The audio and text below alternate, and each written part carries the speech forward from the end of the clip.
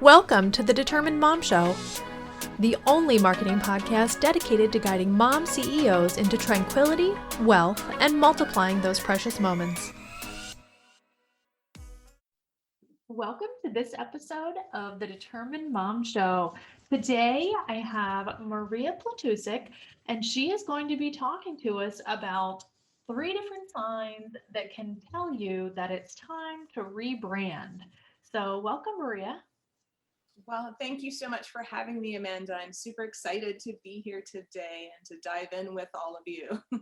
Yeah, I'm very excited that you're here. And I just have one quick question before we get into the goodies. Tell us about you and your business. How did you get started in the brand design world? It's funny, I always label myself a little bit as a dinosaur because I've been at this game for about 20 plus years.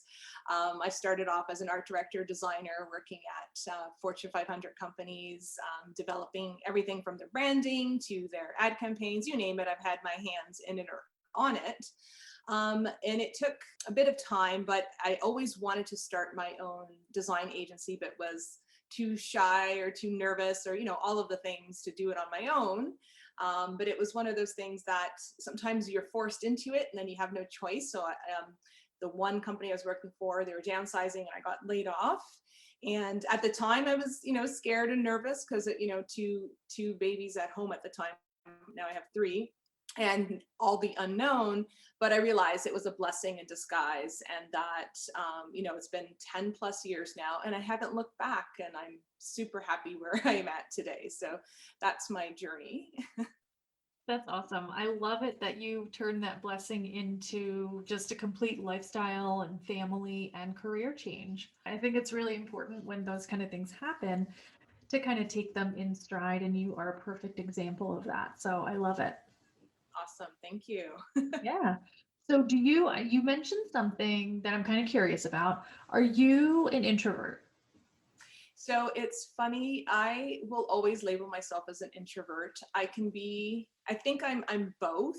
It depends on the situation. Yes. But I get empowered by alone time and quiet time and reading and doing everything that's so, all by myself. Whereas extroverts, obviously they get empowered by a room full of people and that invigorates them, or I'm not the center of attention. But I think when I need to speak about something that I'm passionate about, or if it's for a cause or anything of those, or, family, of course, then I'm invigorated, then I'm empowered, and then I think I become a powerful extrovert at ththose given opportunities. Awesome. That makes total sense. And I think you just described me as well. Let's talk about branding. I personally am going through a little bit of that right now, a little bit of a brand shift from the Determined Mom to TDM marketing, just so I can be more inclusive of men. They still ask to work with me and they're like, I'm not a mom. Is it okay if I work with you? Like there's that like disclaimer or like permission ask at the beginning of our relationship. So I want to kind of try to make them feel more comfortable. But what are other signs that it's time, to rebrand? So that's a great point that you made there. And that's one of the items that I will cover. So there are 3 main signs and 3 main giveaways that I'll share with you. There's obviously many signs and signals that can signify that you are in need of a rebrand. So the first item that a lot of my clients don't like to admit to, but it is a common one, is that they are embarrassed to showcase their brand. So they're currently not proud to share their website or their social media pages with potential customers and clients because they feel their branding is visually unprofessional, it appears dated, or it simply just doesn't light them up anymore. They're not empowered by it and it's just lacking luster and it's all the wrong feelings you're supposed to get from a brand. So that's reason number 1. The second item, it's another common sign that people have a hard time figuring out why this particular item continues to happen is that you're not attracting your ideal audience. So similar to what you were mentioning, that your name of your business and the audience is not the right audience that you want to attract. So you know you need to ensure all is in alignment to attract the right people, but you're finding it hard to isolate or rectify this ongoing problem. So when you create a post or you list an item for sale, the wrong people are paying attention. And that happens for a reason, because there's actually a misalignment in the visuals and the messaging you're putting out there. So for example, if you're a florist who originally works with budget brides and couples, but now you want to be serving a high-end luxury weddings or do corporate events for that matter, the messaging and visuals are not going to be reflecting that. And that's a big tell, and that's something you should absolutely pay attention to. Yeah, that's a really good one. Yeah. Especially for visual businesses, like you were saying, like Yes, Instagram, like with all of those visual social media platforms. yeah, Yeah, that absolutely. one is huge. Absolutely. So the third final sign that you need to pay attention to is that the product or service that you were offering, let's say a few years ago, is not the product or service you're offering now. So you have pivoted your products or services. Pivot has been that touch word, that keyword that's been prominent right now. Yeah. But it's one of those things that, when you opened up shop, you offered XYZ, but now that's something you're not offering anymore. To give you an example, let's say you were offering a lot of one-on-one coaching programs and one-on-one servicing, but that now you're only offering, let's say, group coaching or masterminds. The messaging and visuals overall, like in the overall brand, will not reflect that pivot that you've made and that change that you've made, and can definitely cause some issues for your business if you don't take care of it. That's the third and final sign, and it's a big one with a lot of businesses at this time. Those are all huge. And I think a lot of us, at least in 2020 is mentioned in every single podcast that I've recorded since, I don't know, 2020. 2020 has been such a huge pivotal point for not just the small businesses, but huge brands, Everybody is kind of like looking at their brands right now and just like doing a like check, or they should be maybe. Yes. What are your thoughts on that? So I agree. I think all businesses, small and large alike, should always do brand check-in. I highly recommend them. At least at minimum once a year, but I would say at least twice a year would be the best case scenario. And that's just to take a look at, okay, let's revisit our target audience. Let's take a look at our competition. Let's take a look at our messaging. Let's take a look at what our future goals are and ensure that everything is in alignment.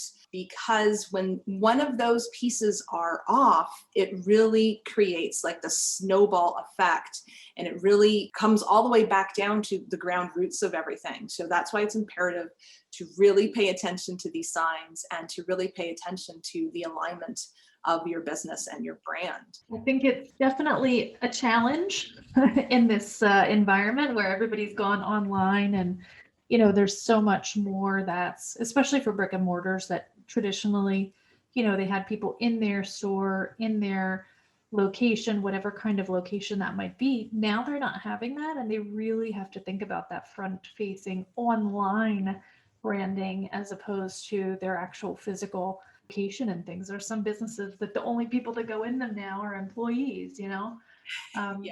focusing on the decor, the rebranding there isn't going to help them, but it's all about that online branding. Yes, and that's a great point there too that you mentioned, Amanda, because the target audience that walks into your store might not be the same one who shops online. So you really have to pay attention to that data and to the people that are shopping online and those that shop in store, and really tweak and edit your messaging and really tweak and edit your branding to appease the audience that you're trying to appease, right? Because maybe it's a complete different demographic of the people who physically shop in your store versus those that would shop online. And you can be missing the target big time if you don't pay attention to those details. And that's a huge revenue buster, right? Absolutely. Yeah. The good news is when you see these signs and when you realize these things are happening, the good news is that's the optimal time to rebrand. One of those things that when you know that there's a misalignment happening, it's the perfect time to pay attention to the signs and to revisit your branding and make sure that you're starting off with that solid foundation and thinking of your future goals, where you foresee it. So is it going to be online? Is it going to be strictly online and you're removing the brick and mortar? Who knows what those, goals are? But when you do know what those goals are, it really helps you shape the messaging and the brand and creating it so it lasts you for the 2, 5, even 10 years from now to reach those big goals. I completely agree with that. And I was super excited about, creating the Determined Mom brand. It started as a blog and then went into a VA service and now a full-fledged marketing company. But I really love working with moms. And that was like my vision, is to only work with moms. But to be honest, I've worked with so many men and it's just I was just like, okay, I give up. I'm still going to work with the men, because some of my best clients are men. Like my first client was a man and I still work for him to this day. Mhm. And, like it's just so interesting when you might have a vision for your brand, but also other people see the value beyond that. Yes. You know what I mean? And then you're like, okay, so I have to rethink this. That's the position that I'm in.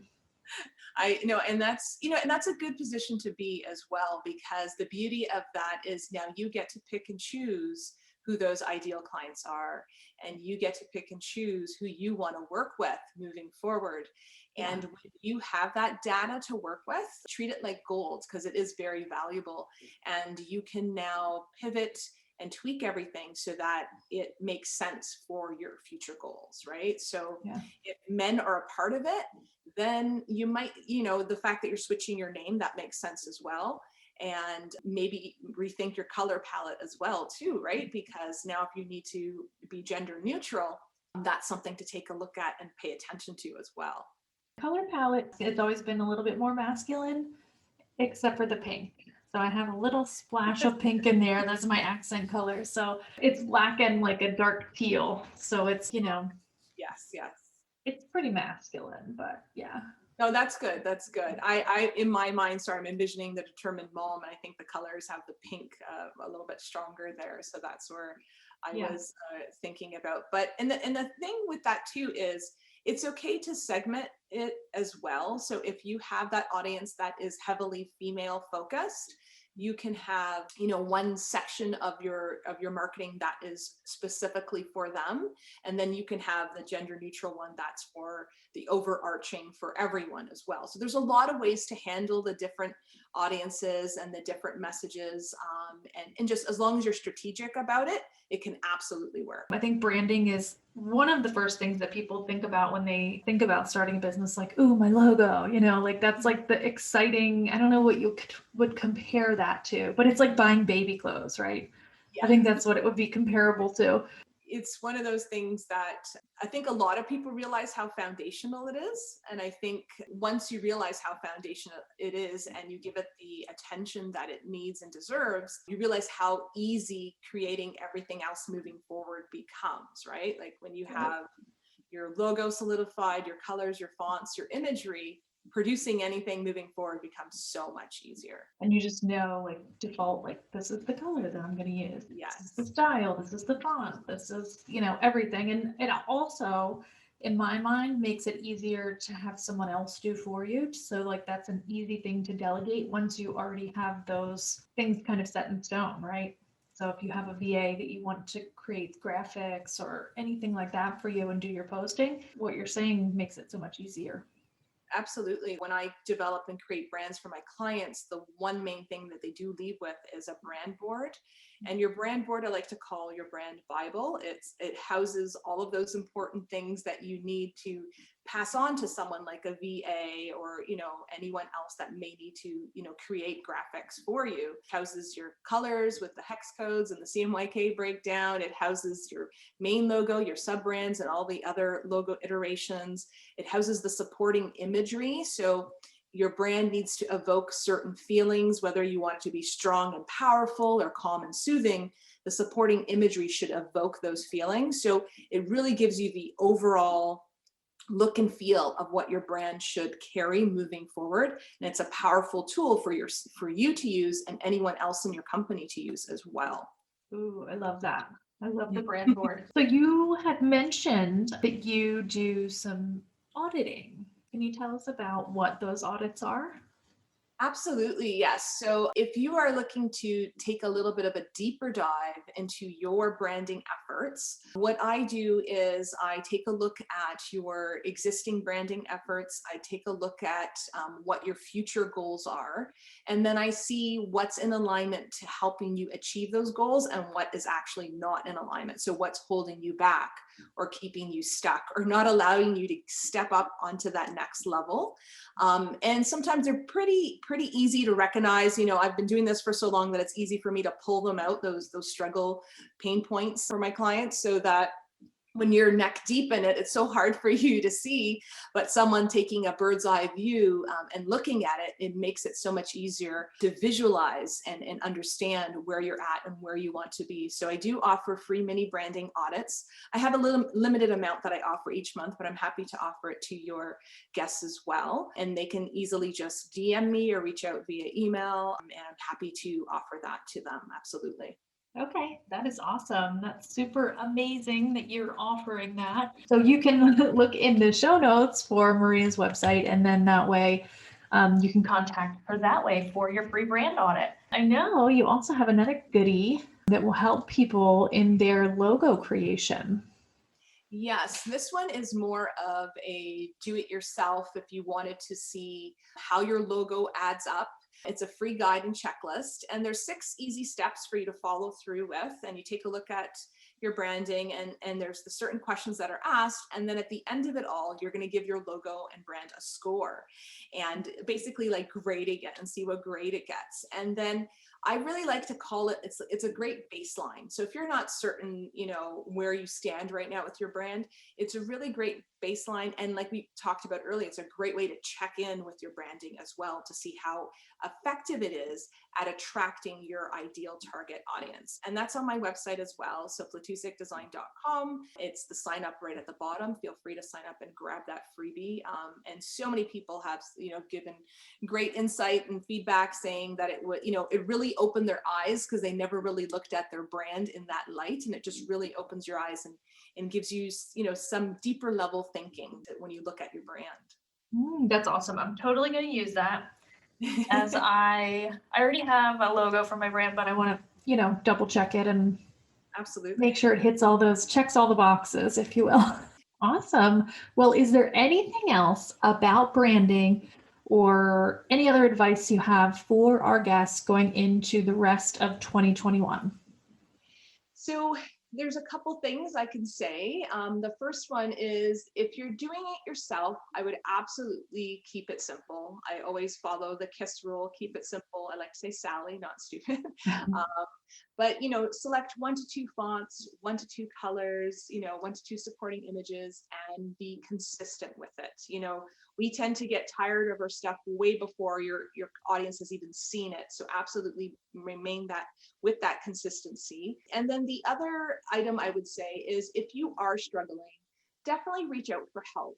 Sometimes having, expert eyes taking a look at it and pinpointing what you can't actually see is happening behind the scenes is really beneficial for you. Even if it just provides you clarity on your next steps, that's the minimal you walk away with. So absolutely reach out for the expert help when it's not your zone of genius and you feel like you're not progressing forward.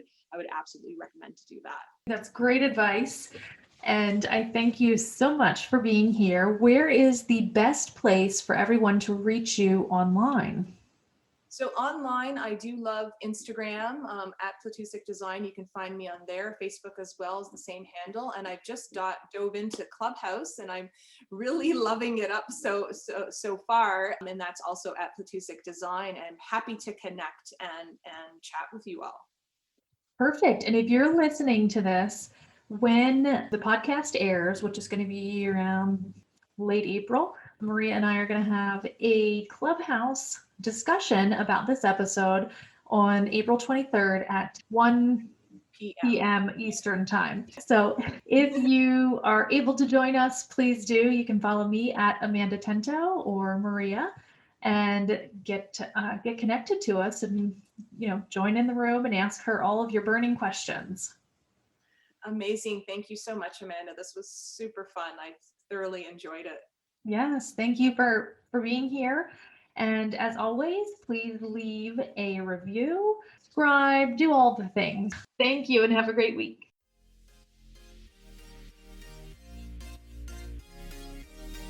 This episode of the Determined Mom Show is brought to you by the Google My Business Master Course from TDM Marketing. Learn everything you need to know to rank in the top 3 of Google My Business search results. In this course, we will teach you the Google My Business foundation, how to optimize your listing, what a Google My Business post is, how often to post, and we'll also show you the best posting tools in the industry. We'll also show you how to pull your insights, analyze them, and what the best key performance indicators are that you should be tracking. We will also give you free resources and access to a coaching call. So please visit tdm-marketing.com to sign up today.